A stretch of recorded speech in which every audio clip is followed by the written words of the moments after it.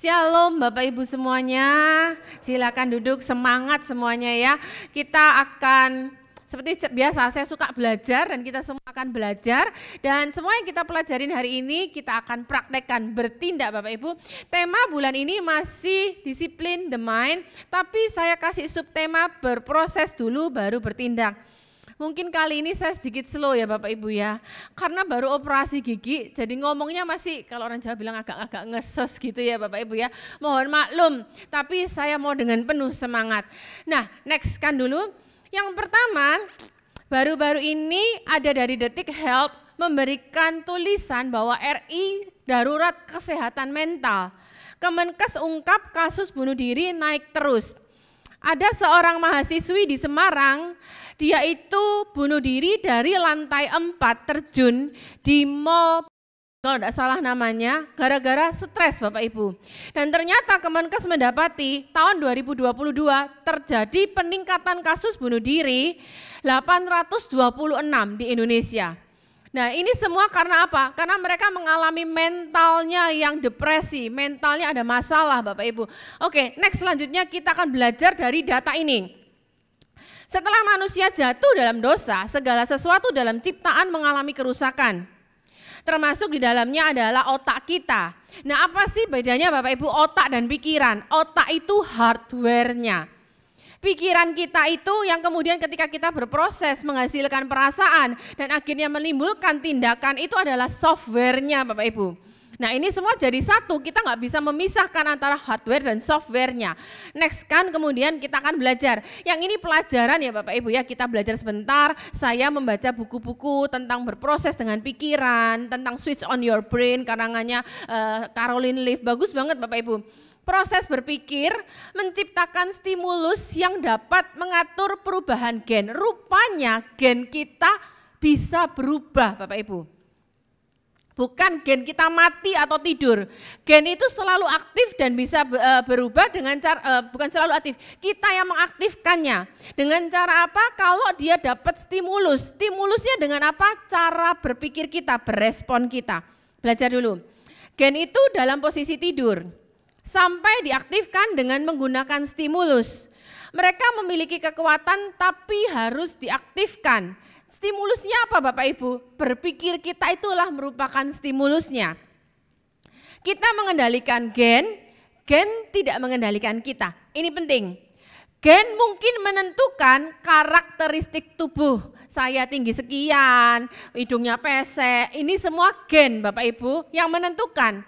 Tapi kita belajar gen tidak dengan fenomena psikologis, tidak. Belajar ya Bapak Ibu ya, rupanya gen itu menentukan karakteristik tubuh kita. Tapi tidak demikian dengan psikologis atau pikiran kita. Karena itu tergantung bagaimana kita menyikapi segala sesuatu yang terjadi. Next kan, kita akan belajar ada misteri ilmu pengetahuan. Mengapa salah seorang dari pasangan kembar identik bisa terkena penyakit dari orang tua? Contohnya asma, sedangkan yang satunya tidak. Saya punya kenalan Bapak Ibu, punya anak kembar cewek 2. Yang satunya kena Down syndrome, yang satunya enggak. Kenapa berbeda? Nah, kita pelajari ternyata persepsi individual terhadap dunia atau faktor X berbeda.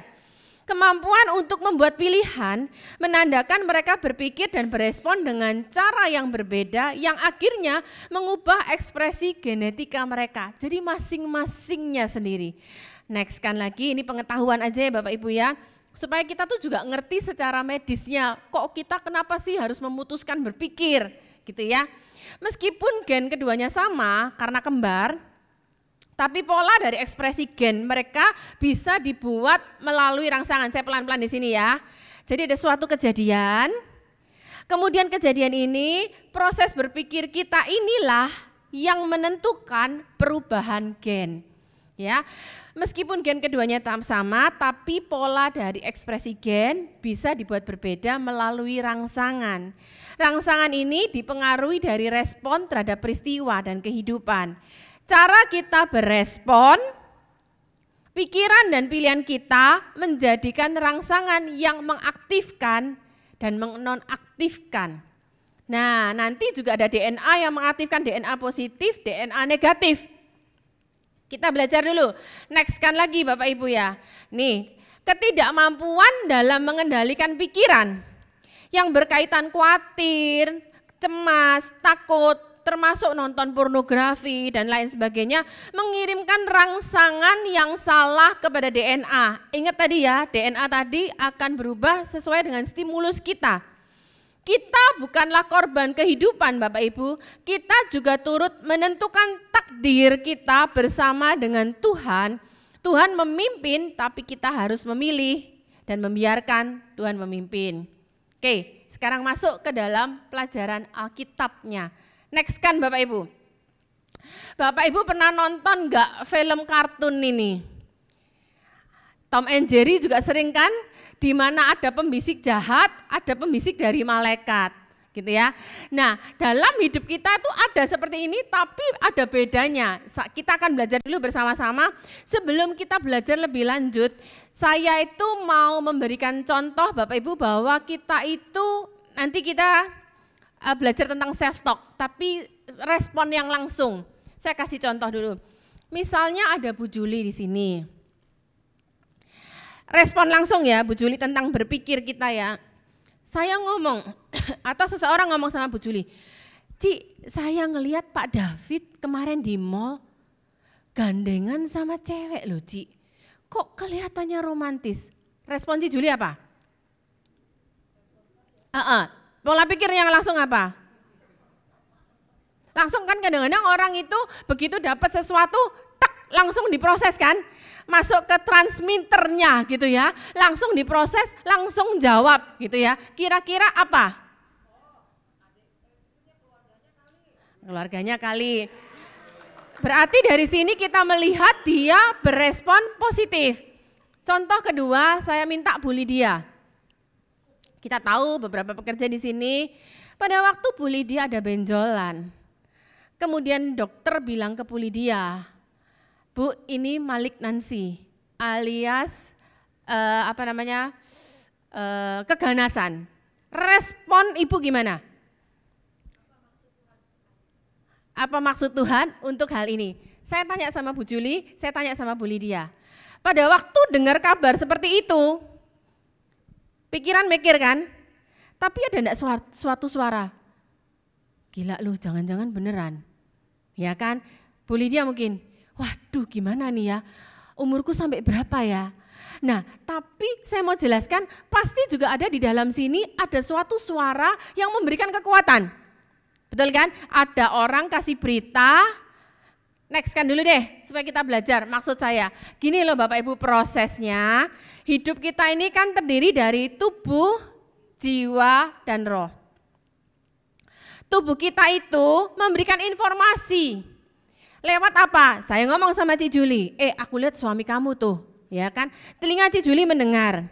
Bu Lydia ketika melihat hasil, kemudian hasil Bu Lydia mata, Bu Lydia membaca, terjadi keganasan. Itu semua masuk ke dalam otak kita Bapak Ibu. Nah sekarang adalah Roh Kudus itu tempatnya di mana? Saya mau tanya sama Bapak Ibu, Roh Kudus itu di dalam kita. Dalam 1 Korintus 3 ayat yang ke-16, tubuhmu adalah bait Allah, Roh Kudus diam di dalam kita. Jadi ketika mendengar berita, ketika mendengar kabar, Roh Kudus di dalam kita tuh langsung juga bertindak Bapak Ibu. Dia enggak diem. Tapi yang jangan salah, saya kasih ilustrasi iblis itu, kok Bu Nancy ini ada lingkaran, kok rohnya di dalam, iblisnya di luar ya. Saya tanya sama Bapak Ibu, iblis itu posisinya di dalam apa di luar? Ada buktinya enggak? Kalau iblis di luar, iblis bisa masuk enggak?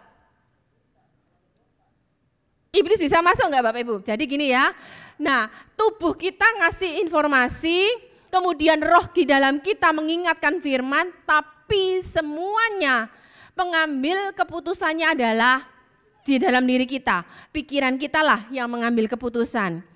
Next kan, ini saya kasih dasar ayatnya yang menyatakan pikiran itu berperang Bapak Ibu ya. Dalam Yohanes 14 ayat yang ke-26, mari kita baca bersama-sama. 1, 2, 3. Tetapi penghibur, yaitu Roh Kudus yang akan diutus oleh Bapa dalam namaku, dialah yang akan mengajarkan segala sesuatu kepadamu dan mengingatkan kamu akan semua firman yang kukatakan. Jadi pada waktu kita mendengar berita, Roh Kudus dalam sini langsung ngingetin. Oh mungkin saudara kali. Oh pasti ada suatu kebaikan di sini. Itu siapa yang ngomong Bu? Itu Roh Kudus dalam kita, fungsinya menguatkan, menghiburkan kita. Tapi jangan salah Bapak Ibu, iblis firman Tuhan berkata, next kan kita akan lihat 1 Petrus 5 ayat 8. Baca bersama-sama, 1, 2, 3. Sadarlah dan berjaga-jagalah, lawanmu si iblis itu selalu berjalan keliling. Dia itu sama seperti singa yang mengaum-ngaum dan mencari orang yang dapat ditelannya. Bapak Ibu, singanya ini bukan singa sirkus, di mana dia diam aja, enggak. Dia ini singanya aktif, di mana dia mencari mangsa. Kalau ada kata dapat ditelannya, berarti seharusnya ada yang tidak dapat. Tergantung siapa Bapak Ibu dapat dan tidak dapat, tergantung keputusan kita. Dari sini kita tahu iblis itu posisinya bukan di dalam kita, tapi dia di luar kita. Karena firman Tuhan berkata, sadarlah, berjaga-jagalah, lawanmu si iblis berjalan keliling. Makanya ada betulnya juga gambarnya Tom and Jerry itu. Tapi salahnya malaikatnya bukan di luar, dia ada di sini. Kita harus waspada. Next selanjutnya kita ada selanjutnya yang ketiga adalah self talk. Nanti saya ada ayatnya, self talk ini ada ayatnya. Nah, self talk itu apa sih Bapak Ibu? Sekarang kita yang berbicara dengan diri sendiri dan akhirnya mengambil keputusan. Jadi Bapak Ibu, kejadian dalam kehidupan kita nggak bisa tolak, kita nggak bisa tengking, itu pasti terjadi.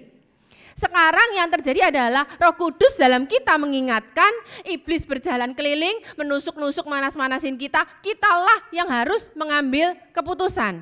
Oke, next kan lagi kita akan belajar ya. Nah, saya ada belajar sebuah buku, judulnya Inilah Pikiranmu Ketika Kamu Berbahagia. Bagus banget Bapak Ibu ya. Di dalam sini itu kita belajar 5 otak yang mengatur pikiran dan perasaan. Di dalam otak kita ini kompleks Bapak Ibu, banyak banget fungsinya. Kalau Bapak Ibu makan makanan aja, lidah kita tuh ada bagiannya sendiri-sendiri, Tuhan tuh ajaib. Lidah bagian kecut mana, langsung masuk informasi ke otak. Lidah bagian pahit mana, langsung masuk informasi ke otak. Kita melihat semua ada bagiannya di otak. Tapi yang kita belajar adalah 5 respon yang mempengaruhi pikiran kita. Yang pertama kita belajar prefrontal cortex. Kenapa ini saya dulukan? Karena yang mengambil keputusan di PFC ini Bapak Ibu ya, ini ruang pengendali utamanya. PFC adalah pengambil keputusan dari otak, memainkan peranan penting dan membangun serta memelihara, menumbuhkan keintiman. PFC menerima hormon dan pesan dari area-area lain otak kita. Nih, makanya Bapak Ibu ternyata riset berkata kalau orang tua menumpangkan tangan kepada anak-anak di bagian depan itu sangat bagus karena di sini ada prefrontal cortex. Ditumpangkan tangan, didoakan, diperkatakan. Sedangkan kalau kita seseorang itu nonton video porno terus-menerus Bapak Ibu, yang rusak apanya duluan? Prefrontal cortexnya jadi tumpul. Next kan lagi kita akan belajar. Yang kedua kita belajar singulate gyrus Bapak Ibu ya. Saya nggak ngerti, saya bukan dokter, bukan ahli psikologi, saya baca buku gitu ya. Next kan lagi, singulate gyrus ini bicara kalau ini yang negatif ya. Orang kalau negatifnya selalu berpikiran tuh lurus, hitam putih, kayak lorong, nggak bisa fleksibel. Aku mau gini ya gini, selalu tuh pikirannya negatif sama seseorang. Nah contoh yang negatif itu OCD. Ini saya kasih contoh aja Bapak Ibu ya. Dia selalu pikirannya negatif yang berulang, aku gemuk, aku gemuk, aku gemuk, aku jelek gitu ya. Terus aku harus balas. Perilaku yang suka maksa. Bapak Ibu tahu kalau orang cuci tangan sampai luka Bapak Ibu. Aku sudah tutup pintu belum ya? Dicek. Balik lagi. Aku sudah tutup pintu ya, dicek berkali-kali, ngitung uang, tadi berapa ya, ulang lagi, ulang lagi, itu OCD Bapak Ibu. Jangan-jangan Bapak Ibu ada ya di sini ya. Next kan lagi, Nah, kita mulai masuk ya Bapak Ibu ya, kepada yang lebih ke istilahnya emosi kita. Yang ketiga adalah basal ganglia, ini bicara tentang rasa takut. Saya tanya sama Bapak Ibu, takut itu boleh enggak sih? Boleh, karena Bapak Ibu perlu tahu semua perasaan manusia itu pun Tuhan yang menciptakan. Rasa senang, rasa takut, rasa khawatir, rasa apapun juga Tuhan yang menciptakan. Sekarang adalah bagaimana kita meresponi kepada perasaan-perasaan atau kejadian tersebut. Buktinya apa kalau takut boleh? Tuhan sendiri pun mengalami takut yang sangat loh Bapak Ibu. Next kan. Nah, ternyata beberapa orang itu ada yang dilahirkan dengan kegelisahan yang lebih tinggi.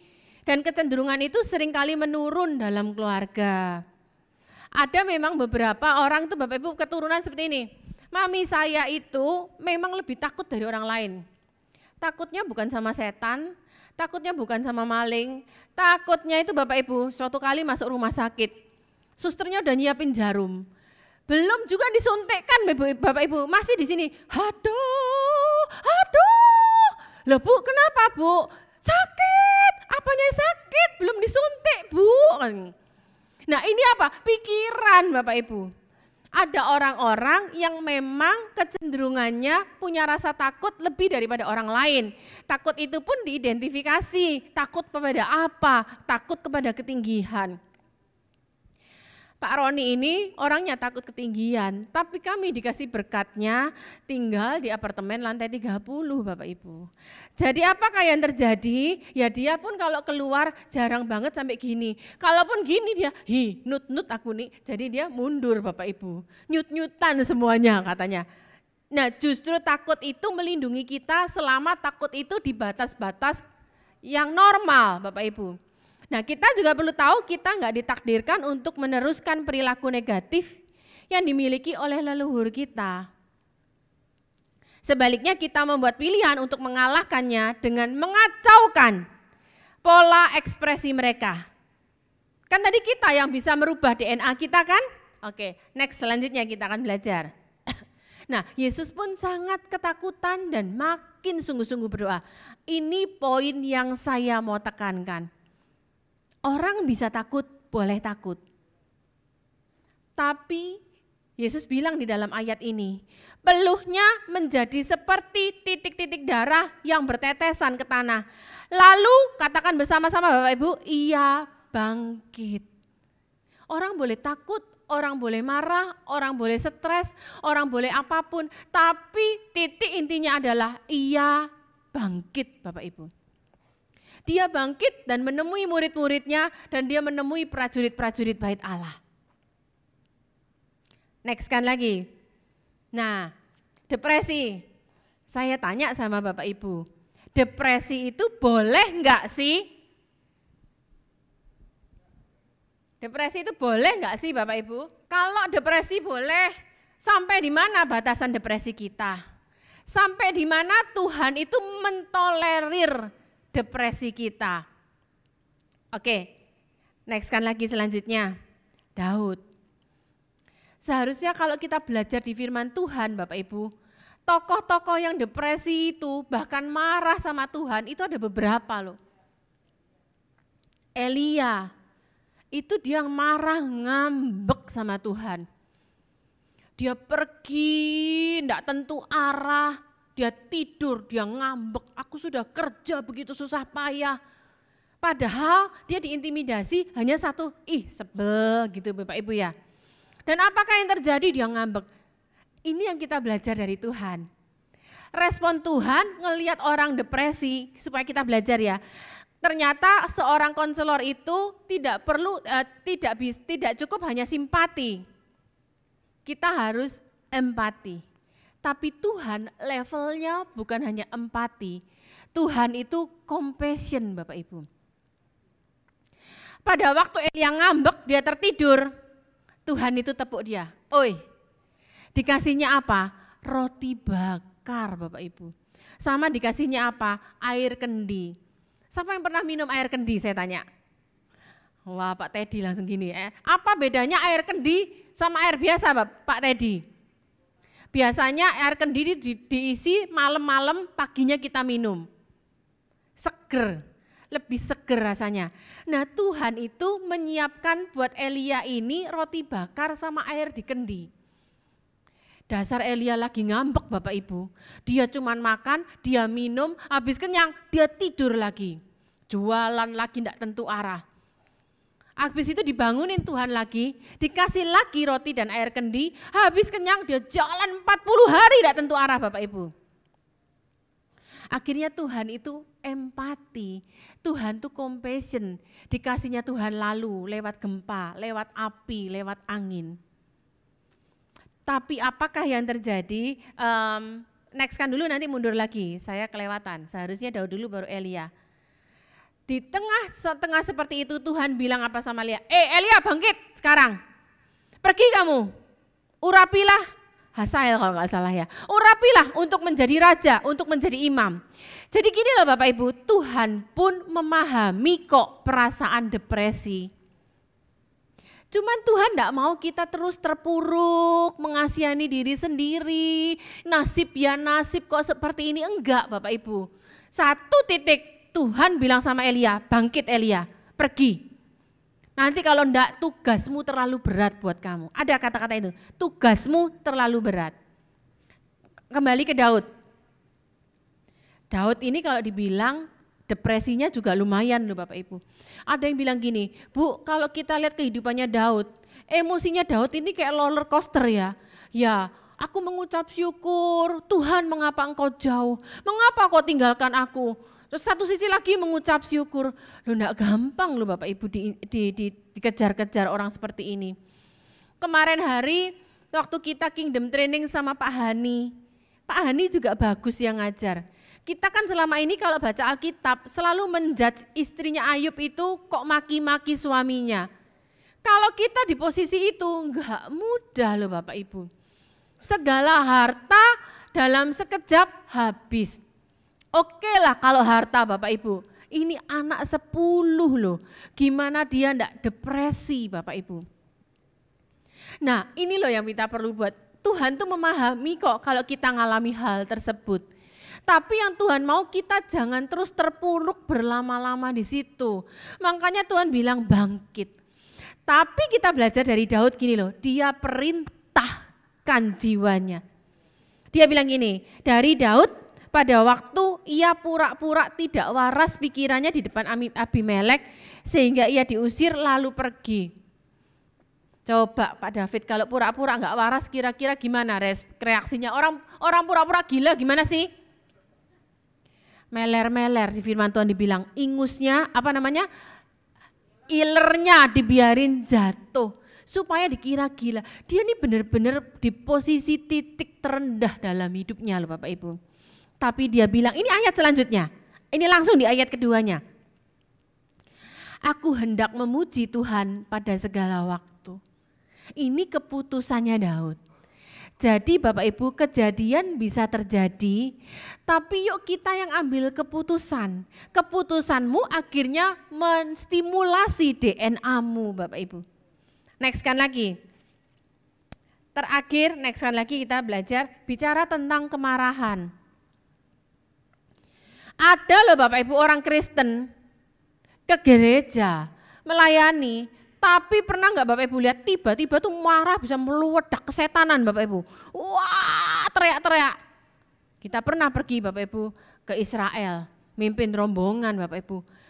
Ke gereja, ya menabur Bapak Ibu. Tapi begitu dia marah, dia punya asisten pribadi. Bawa tas, kita sampai bercanda itu tasnya isi duit semua itu ya. Begitu marah Bapak Ibu, dia bisa tonjok tuh aspirnya jebong. Besok pagi dikasih iPad terbaru. Mau enggak Renhat daftar jadi asistennya Ren? Dikewamplang jepek, besok pagi dikasih lagi duit 50 juta. Nanti rumah sakitnya udah berapa duit Bapak Ibu? Geger otak gitu ya. Next kan lagi. Nah ternyata kita ada lihat beberapa tokoh di dalam firman Tuhan. Ini gini, ini saya bahas dulu. Di mana sudah sakit. Saya tidak bahas psikopat Bapak Ibu ya. Karena kalau psikopat itu sudah levelnya, sudah bukan level saya lah, itu seorang psikolog, psikiater kalau bicara psikopat. Tapi kalau kita lihat baca tokoh-tokoh di bawah ini sudah levelnya udah sakit. Saul itu dia sayang sama Daud. Kalau dia kerasukan, dia panggil Daud, Daud main kecapi, setannya keluar. Dia selalu panggil Daud, dia sayang sama Daud. Tapi dia iri hati Bapak Ibu. Karena Daud dipuji-puji. Firman Tuhan bilang apa? Dia kesetanan, dia ambil tombaknya, dia lempar kepada Daud, dan dia itu ditancapkan sampai hampir 2 kali peristiwa ini. Nah, singkat cerita pada waktu dia mengejar-ngejar Daud, apakah yang terjadi Bapak Ibu? Dia pergi ke suatu imam, dikasihlah roti perjamuan. Dan setelah itu ada mata-mata namanya Doeg, dia ngeliat imam ini kasih makanan ke Daud. Dia lapor ke Saul Bapak Ibu. Firman Tuhan berkata, lalu berkatalah raja kepada Doeg, majulah engkau dan paranglah para imam. Imam loh Bapak Ibu. Maka majulah Doeg orang Edom itu lalu memarang para imam itu. Ia membunuh pada hari itu 85 orang para imam semua. Ini sakit levelnya. Next kan lagi kita belajar, orang sakit juga di dalam firman Tuhan, Herodes. Kita tahu ceritanya karena dia cemburu sama bayi Yesus, dia menyuruh membinasakan bayi-bayi di bawah 2 tahun. Tapi Bapak Ibu jangan salah loh, referensi lain saya pelajarin. Bukan hanya anak orang dibunuh, anak laki-lakinya sendiri, bukan satu. Dia bunuh, istrinya sendiri dia bunuh, karena apa? Dia takut jabatannya, tahtanya diambil. Ini mah udah sakit Bapak Ibu. Nah sekarang next kan, apa sih yang harus kita pelajarin? Ini loh Bapak Ibu, sekarang kita membingkai ulang pikiran kita. Ini yang harus kita lakukan nih Bapak Ibu. Gini, sebelum berespon, ambil waktu dulu sejenak untuk berproses. Makanya saya kasih judul, berproses dulu baru bertindak. Karena kalau orang emosi itu Bapak Ibu, Pak Arifin kasih kami ilustrasi, Ron kamu kan tinggal di lantai 30 apartemen, ambil tuh tisu yang banyak, sobek-sobek, kamu naik ke lantai 30, kemudian hamburkan tisu itu. Tisunya hamburan kemana-mana kan, bisa enggak kamu ambil kembali? Gak bisa dengan utuh Bapak Ibu. Sama ketika kita marah, kita nyakitin orang, kita asal ngomong, kita nyesel nih. Bisa nggak sih akhirnya kita ambil semua? Orang sudah terlanjur sakit Bapak Ibu. Makanya yuk kita belajar, apalagi respon-respon yang akan menimbulkan dampak. Nggak bisa dipungkirin loh Bapak Ibu, kalau kita salah berespon, seringkali bukan dampaknya buat diri sendiri, tapi buat keluarga, buat orang lain.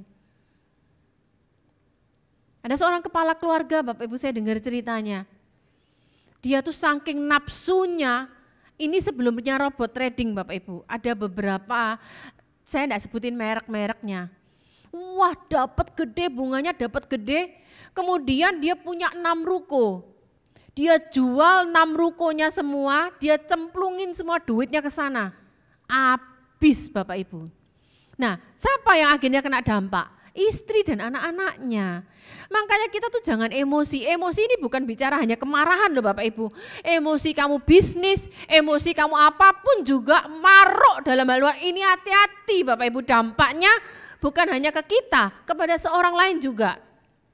Kemudian menimbulkan luka, dan gini cara kerja iblis. Yuk kita belajar. Kalau kita melampiaskan emosi kita, enggak tahu kira-kira kesetanan Bapak Ibu. Gini, langkahnya iblis gini ya, sono terluka, akhirnya apa? Begitu sudah terluka kita sudah lakukan, iblis tadi yang berjalan keliling, dia membisikkan kepada kita apa? Kamu sudah berbuat gini, kamu enggak layak, kamu enggak pantas. Jadi cara kerjanya iblis 2 Bapak Ibu, dia menohok ke sana, dia juga ke sini Bapak Ibu. Apakah yang terjadi? Dia menimbulkan intimidasi, dakwaan.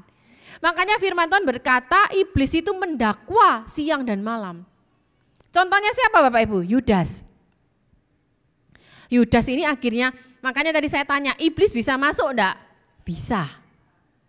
Firman Tuhan berkata, saya enggak cantumkan di sini, nanti Bapak Ibu search sendiri. Sekarang kan ada Alkitab di handphone Bapak Ibu. Search kata membisikkan, nanti di rumah aja.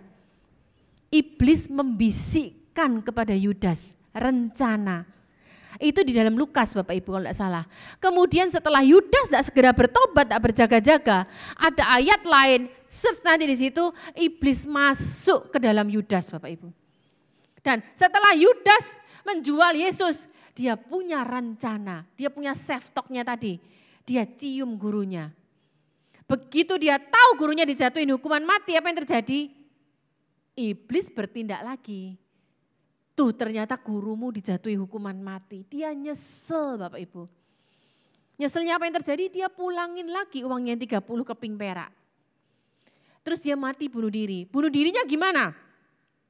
Dia gantung diri, tapi ternyata matinya bukan karena digantungan Pak. Entah kenapa talinya kagak kenceng Bapak Ibu, dia jatuh dari tali tersebut, di bawah itu ada besi. Besinya jerup masuk ke dia. Firman Tuhan berkata dalam Kisah Para Rasul, terburai isi perutnya Bapak Ibu. Itu loh cara kerjanya iblis. Kita dibuat emosi. Nah sekarang kita bingkai nih sebelum berespon. Next kan kita belajar ya. Nggak usah deh, ini saya bicara tentang pikiran, mempengaruhi perasaan, emosi kita dan berespon. Next kan aja lagi. Saya kasih ayat-ayatnya. Ini loh bicara penting ayat ini Bapak Ibu. Yuk kita baca dulu, kita belajar bersama-sama. 1, 2, 3. Boleh gak marah? Sebentar sebelum dibaca, saya tanya, boleh gak marah Bapak Ibu? Boleh, semua perasaan, semua ekspresi Tuhan memaklumi kok. Kamu mau depresi, Tuhan maklumi. Kamu mau takut, Tuhan maklumi. Karena perasaan itu sekali lagi Tuhan yang kasih. Tapi kita harus tahu batasannya. Boleh gak marah? Boleh. Perasaan marah itu pun Tuhan juga yang ada kasih dalam kita. Cuman yuk kita baca selanjutnya, biarlah kamu marah. Tapi jangan berbuat dosa. Gimana marah kagak dosa? Bu Diana, orang namanya marah kan otomatis ini nerocos ya Bu ya. Kamu gimana sih, matamu di mana tuh? Dasar kamu bla bla bla bla bla bla bla bla bla. Nah, firman Tuhan bilang boleh marah boleh. Tapi ini yang penting Bapak Ibu. Kita bicara berproses dulu, ini penting. Jangan berbuat dosa. Gimana caranya? Berkata-katalah dalam hatimu. Ini yang dibilang berproses dulu. Self talk dulu Bapak Ibu. Karena ketika kita marah, kalau kita nggak sadari kita melukai orang, kita sendiri yang nyesel. Kita sendiri yang malu. Makanya di sini dikatakan berkata-katalah mempertimbangkan dulu dalam hati. Makanya dikatakan berkata-katalah itu bahasa aslinya adalah amar, to command, to promise, to intend. Perintahkan. Timbang dulu.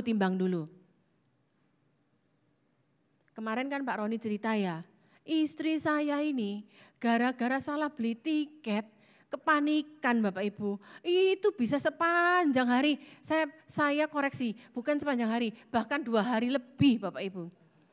Nah, saya mau makanya kita tuh perlu menimbang dalam hati, ini penting Bapak Ibu.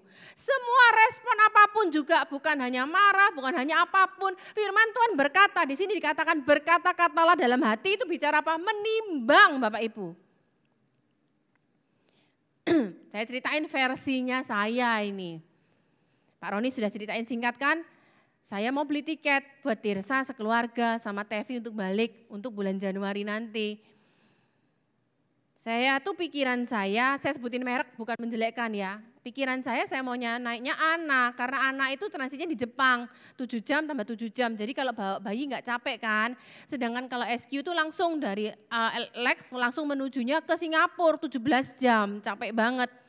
Buka lah, seminggu sebelumnya saya buka itu Ana masih 8 juta. Ah santailah, saya pikir gitu. Hari tersebut sekitar hampir jam 12 malam, saya buka Ana 12,5 juta. Panik saya Bapak Ibu. Ini kepala, mata ngelihat harga naik, ini otak panik, langsung kepanikan. Sedangkan saya lihat SQ 9,5. Waduh, Tirsa, ini gimana nih Tirsa, malam-malam saya telepon, di sana kan jam siang. Pak Roni mas santai aja sama orang kuning ya. Budiannya senyum-senyum orang kuning juga ya. Tapi sempat saya jengkel sama kekuningannya dia tuh loh Bapak Ibu. Mbok kamu panik kok gitu loh. Lah dia ngapain panik, uang sudah hilang mau diapain, ngorok Bapak Ibu. Habis itu ngorok langsung tutup selimut tidur ya. Nah apakah yang terjadi? Ini SQ 9,5, ini gimana ya? Saya ini lagi bingung. Dalam kondisi kepanikan saya beli SQ semuanya saya beli. Suaminya Tirsa dapat lebih mahal lagi. Karena saya beli terpisah karena suaminya bakal pulang duluan, gak mungkin berlama-lama di sini. 1 menit Bu, 1 menit. Selesai saya transfer, saya bayar semuanya. Saya kembali lagi buka di Ana dari 12,5 juta. Kembali lagi ke 8,2. Tadinya panik, ini sekarang gemeter Bapak Ibu. Gemeternya gara-gara apa? Maaf ya ini bahasa sehari-hari ya. Gila loh, saya langsung hitung matematika saya. Lah 9,5, ini 8,2, kalikan berapa? Kalikan PP Bu. Langsung saya gemeter Bapak Ibu. Pada waktu salaman di belakang, ternyata ibu-ibu yang lain juga bilang, Bu Vina kalau enggak salah, saya bisa ngerti kok Bu, saya juga bakal gitu Bu. Kalau enggak salah, Bu Diana ya, saya bilang ngerti kok Bu, saya gitu, lega saya, ternyata bukan hanya saya aja kan. Kan biasanya yang namanya perempuan kan masih mikir kan lumayan, bisa buat jalan-jalan, nyesek ya Cik Julia. Nah, sudah saya gemeter gitu, aduh sayang 27,5 juta ini ya. Sudahlah nih, anggap aja itu memang kehendak Tuhan kita naik SQ. Sudahlah uang mau hilang. Kamu mau pikir-pikir mau bisa apa, uang kagak kembali. Tidur. Ya ampun ini manusia saya bilang. Sampai besokannya masih kepikiran. Nah tapi gini loh Bapak Ibu, tiap orang itu ada titik-titik sensitifnya di mana dia peka di situ. Kalau buat Pak Roni, isilah. Duit mah Tuhan berkatin. Buat saya itu penting Bapak Ibu. Nah yang kedua, respon tiap orang juga berbeda. Gitu loh. Ada buat Pak Roni karena itu enggak penting. Gak perlu berespon, 1 menit cukup. Buat saya 2,5 hari.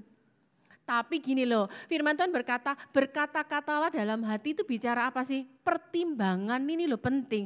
Saya nimbang, sudahlah memang kehendak Tuhan lah. Nah ini self talk tadi loh Bapak Ibu.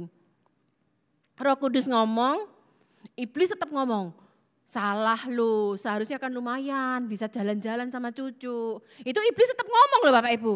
Tapi sekarang keputusan kita, alah duit cuman lembaran aja. Ini bicara Roh Kudus, itu kan cuma nilai nominal, mau berapa-berapa kayak cuman lembaran kertas. Akhirnya sudahlah, saya bisa let it go dengan sukacita Bapak Ibu. Tapi saya butuh waktu. Jadi gini loh Bapak Ibu, Tuhan pun juga ngasih waktu sama Elia. Nggak apa-apa Elia, it's okay kamu tak kasih roti, tak kasih minum. Tapi kamu enggak boleh lama-lama di situ. Oi bangkit Elia, kalau enggak perjalananmu terlalu berat, hidupmu masih panjang. Langsung Tuhan ingatkan lagi apa? Tugasnya Bapak Ibu. Saya tahu kok kalau buat Pak Roni, sudahlah kamu enggak punya iman. Tapi saya tahu Tuhan memahami saya. Duh Tuhan ampuni aku Tuhan, aku sampai belain uang 7,5 juta aja sampai gemeter-gemeter. Saya bayangin sudahlah enggak apa-apa, Tuhan ngerti kita. Tapi saya segera self talk, saya bangkit. Saya segera pertimbangan ini loh Bapak Ibu. Berkata-katalah dalam hatimu, kok di tempat tidur Pak? Ya karena kita tuh bisa diam dulu deh, renung deh.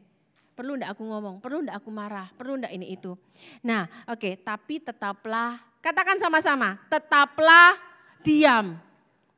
Enggak bisa Bapak Ibu sambil mempertimbangkan sambil nerocos. Karena kalau kata belum selesai mempertimbangkan dengan benar, yang keluar pasti menyakitkan. Next kan lagi. Lagi dikit ya Bapak Ibu ya.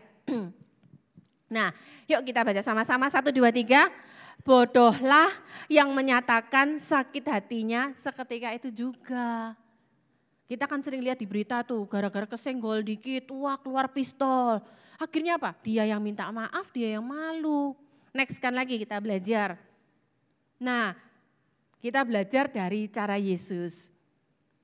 Yesus marah loh Bapak Ibu. Pada waktu dia membongkar mangkir bait Allah, Respon marahnya lumayan loh. Dia usir pedagang-pedagang, pergi kamu. Dia bangkirkan semuanya. Tapi perhatikan ayat ini, sebelum dia ekspresikan marahnya, dia pasti berkata-kata dalam hatinya tadi. Yuk kita baca ayat ini. Ia membuat cambuk dulu dari tali. Lo ngapain toh Bapak Ibu mau marah kok leren bikin cambuk dulu Bapak Ibu. Bikin cambuk kan butuh waktu toh Bu. Marah tinggal marah, langsung aja kamu banting itu semua meja-meja. Langsung aja kamu bisa tendang itu semuanya. Tapi dia butuh waktu. Makanya tadi firman Tuhan berkata, berkata-katalah dulu dalam hati di kamarmu. Ya ini Yesus diam dulu Bapak Ibu, dia bikin cambuk dulu.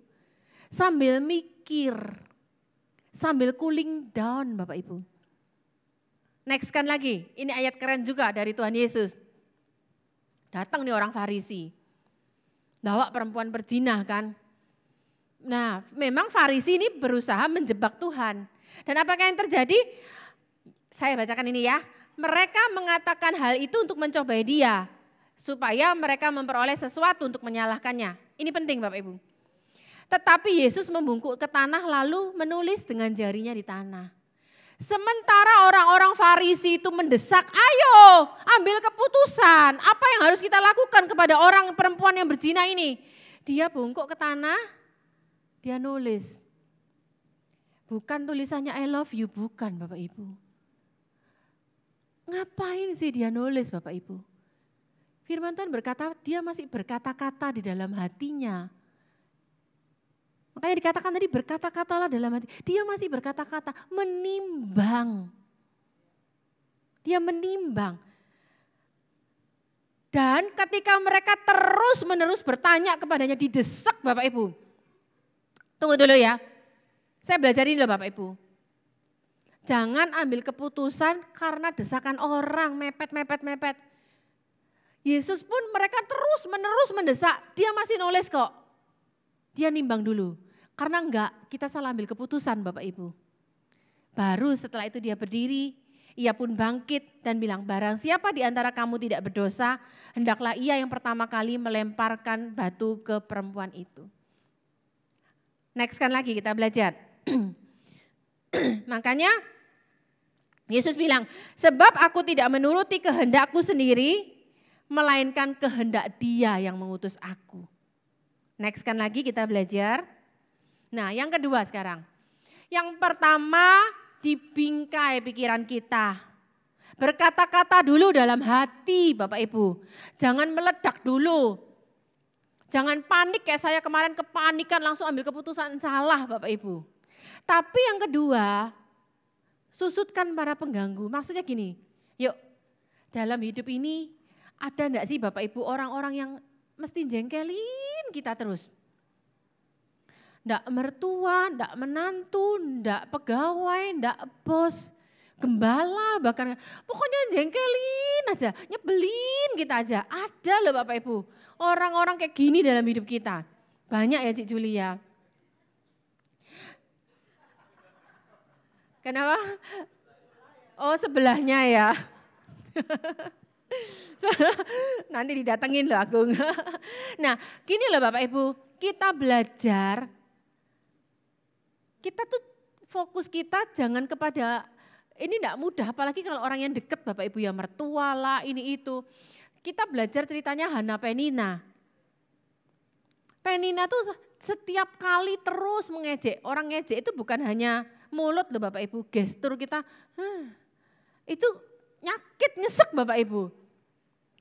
Nah nyinyir itu loh. Tapi yang kita belajar sekarang, kalau kita, nah iblis itu akan terus manas-manasi, kurang ajar dia. Enak, kadang-kadang saya mesbah keluarga sama Pak Roni, itu iblis bisa jalan loh Bapak Ibu.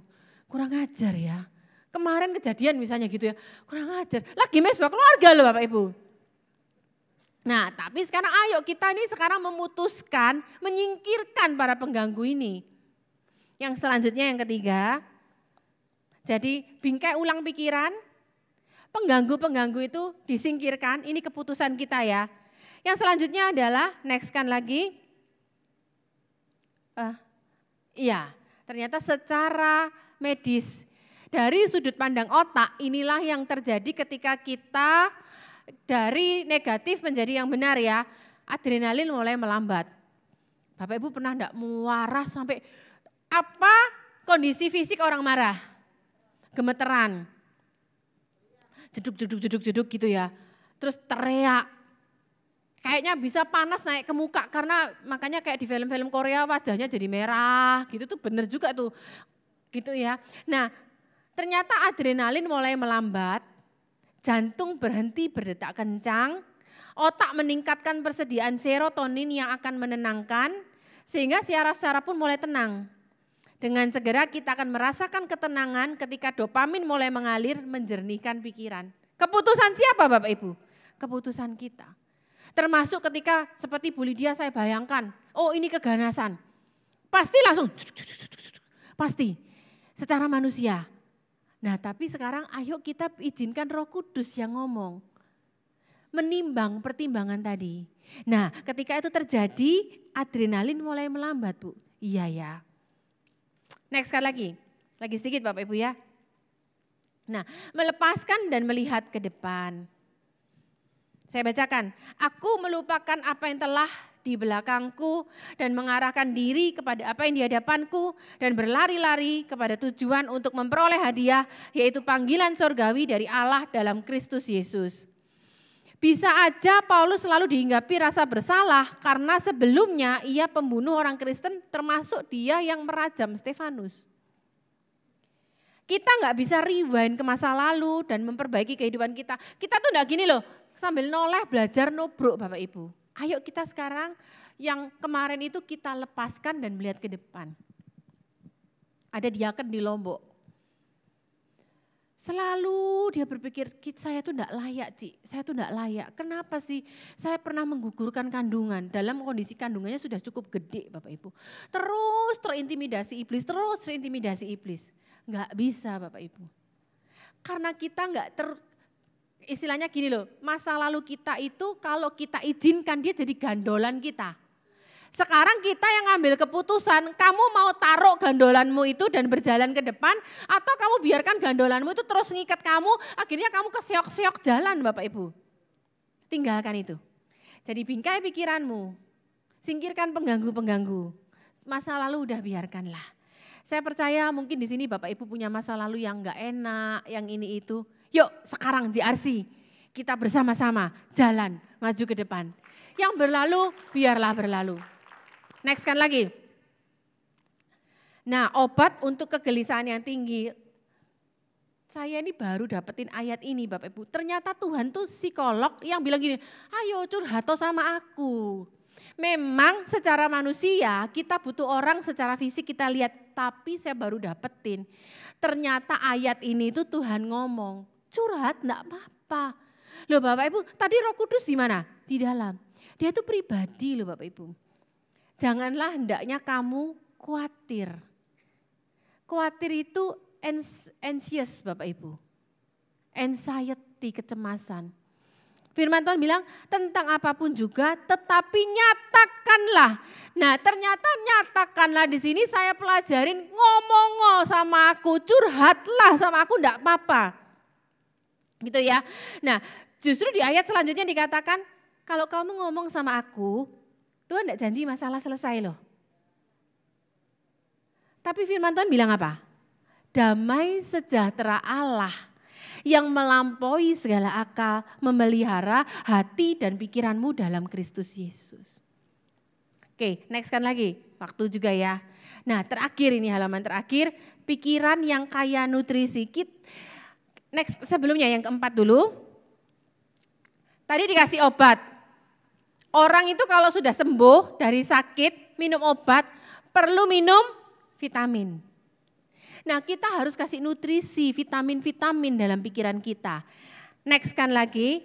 Nah rupanya riset membuktikan kalau kita berkonsentrasi selama lebih kurang 15 menit per hari untuk meditasi, dapat mempertajam bagian PFC kita, sehingga bisa lebih peka dan dapat meningkatkan kehidupan yang lebih berharga. Mengendalikan pikiran dengan sengaja bisa memberi kendali atas pemrosesan sensorik otak, penyambungan ulang pada otak, dan neurotransmitter. Renungkan firman, percaya janji. Oke, nah itu yang bisa saya sampaikan pada hari ini. Ingat ya Bapak Ibu ya, ada 5 hal. Yang pertama, bingkai ulang pikiran kita. Singkirkan pengganggu-pengganggu. Gimana disingkirin Bu? Buka mata lihat dia, bukan suamimu loh ya, bukan istrimu loh ya Bapak Ibu ya. Gimana disingkirin Bu? Ya pikiran kita yang memproses. Yang ketiga, lepasin masa lalumu, lepasin deh. Terus kemudian minum obat.